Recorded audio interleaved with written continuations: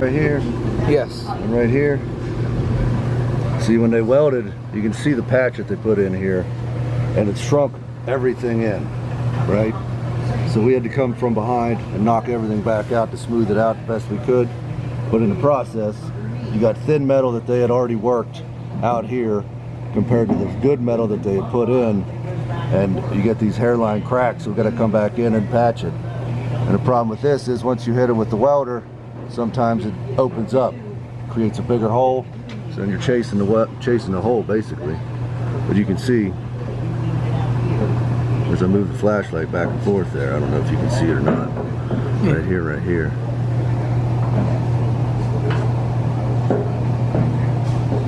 So that's what we're doing. And then we're getting everything. There's a couple more dings and dents, getting ready to put the metal to metal to it and then get it in primer. All right.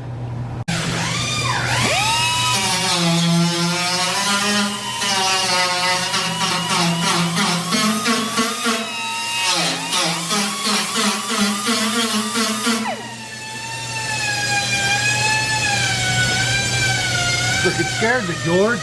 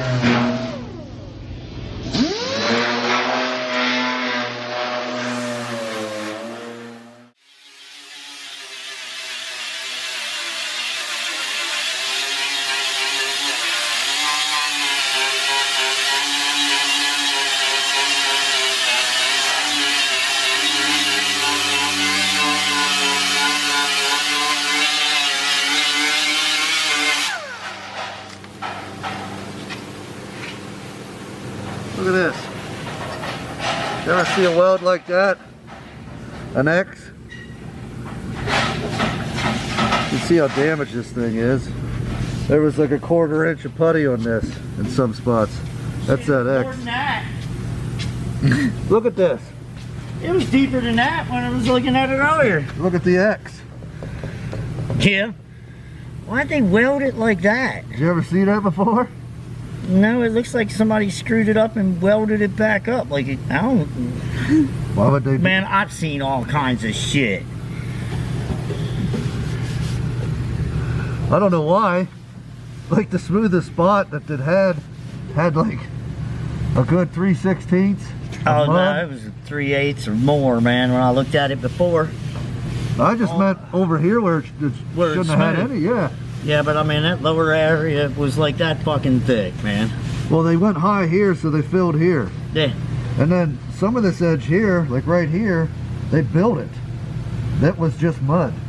Yeah, but see, you can't have it on an edge like that. If you have it on an edge like that, that's where it breaks and cracks. Yeah. If we have to fix an edge that we can't get into from an original metal, we clean it all down, I acid clean it, and then I do lead work on it. Yeah. But 90% of the time, you can get to everything and tool it back out. Yeah. But that's amateur shit. Did you get that? Yep. Good. Yeah, you got rhythm. When you get the blues.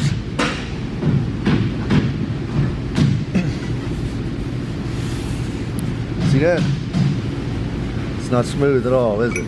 No. See how it won't? Yep. Yeah. Well, that's supposed to go up against the door or the front fender, and that just ain't gonna cut it. That shit isn't gonna fly, George.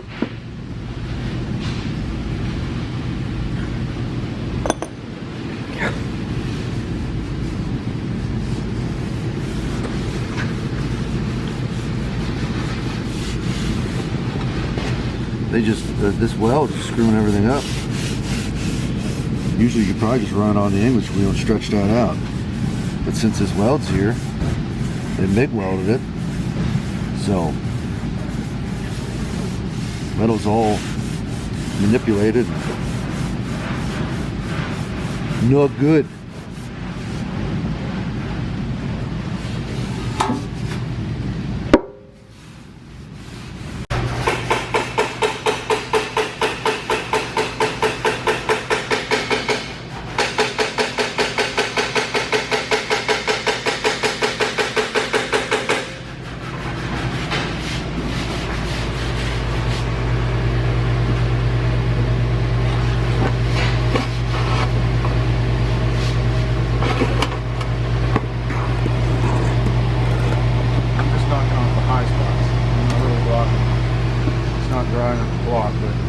I can knock off all this off so when it is dry, it won't make an area there.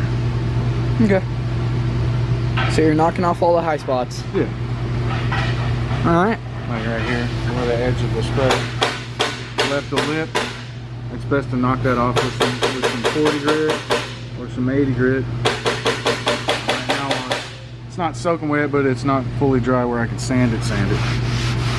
But I get all this off of here, it'll be a smoother block tomorrow. Alright. See, it's coming up. Smoother. Slowly but surely. See, it's only a little bit here. Still rolled down this way. I at least got this edge up, so it's at least close. But you can see, you gotta flatten this out so you weaken the metal so you can move it. See, when it's folded like this, it's got a lot of strength here. So fold it up, then you can dick around with it. But it's doubled up here, so it's a little tricky.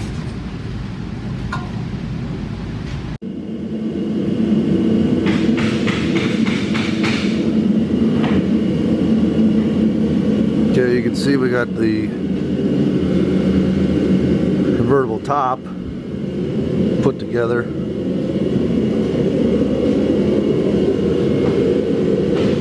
We still need, you can see the way that this was made before. That piece is riveted into here, right here, and then it goes, connects to that. So we got pretty much 90% of it together. Like I said, we need to rivet that, but it's mocked up, and you can see this. This is just something we put in because this piece that came with the car is clearly not good. It's missing a whole quarter. So this goes up and down, no binding now, which is good. That's what we're shooting for. But you can see just how many rods, bars, parts that are connected. We had to figure out where they went. And the only way to really figure that stuff out is by old, bad drawings that are confusing, and reference pictures is basically how we did it. So lots of research, because you can't just go and buy an assembly manual for a 48.